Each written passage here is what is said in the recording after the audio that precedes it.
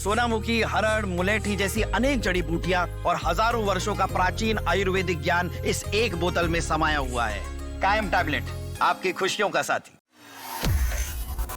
बड़ी खबर भारत के पड़ोस में छिड़ी भीषण जंग पर। पाकिस्तान अफगानिस्तान के बीच तनाव अब खुली जंग में तब्दील हो चुका है।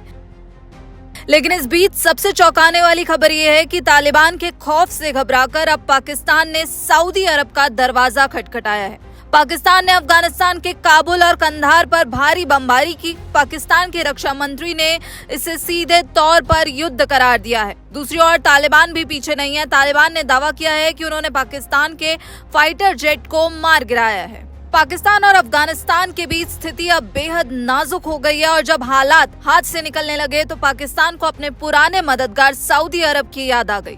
पाकिस्तान के उप प्रधानमंत्री और विदेश मंत्री इशाक डार, जो इस वक्त जेद्दा में ओआईसी की बैठक में हैं, उन्होंने आनन फानन में सऊदी विदेश मंत्री प्रिंस फैसल बिन रहमान को फोन घुमाया।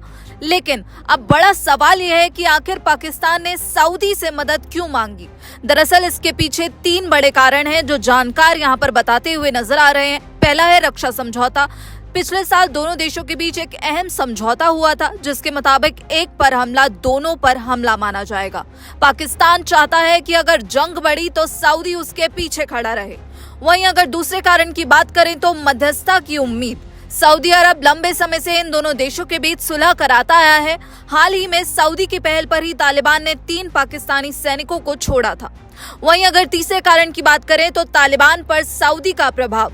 सऊदी अरब और तालिबान के बीच $40 मिलियन का व्यापार होता है।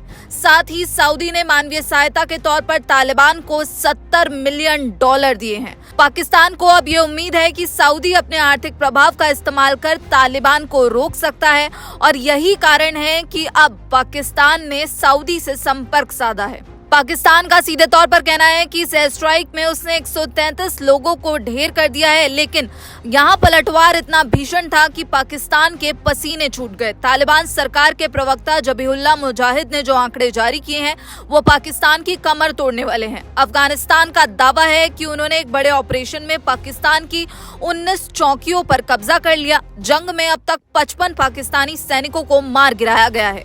इतना ही नहीं, कई पाकिस्तानी सैनिकों को तालिबान ने बंदी भी बना लिया है। लगातार तालिबान की तरफ से ये दावा किया जा रहा है, लेकिन अब तालिबान के हमलों से पाकिस्तान में सीधे तौर पर खौफ नजर आ रहा है। सऊदी अरब की शरण में जाता हुआ पाकिस्तान दिख रहा है। अब ये सवाल उठ रहा है, क्या सऊदी अरब एक बार फिर पाकिस्तान की डूबती नैया को पार लगाएगा या फिर तालिबान की ये नई चुनौती पाकिस्तान के लिए अंत की शुरुआत है। इस महायुद्ध से जुड़ी हर अपडेट के लिए आप देखते रहिए दैनिक जागरण। लेकिन आपको क्या लगता है, क्या पाकिस्तान ने एयर स्ट्राइक करके बड़ी गलती कर दी है? क्या पाकिस्तान का बुरा समय अब शुरू हो गया है? हमें कमेंट बॉक्स में जरूर बताइएगा। बाकी देश और विदेश की खबरों के लिए आप जुड़े रहिए दैनिक जागरण के साथ। नमस्कार।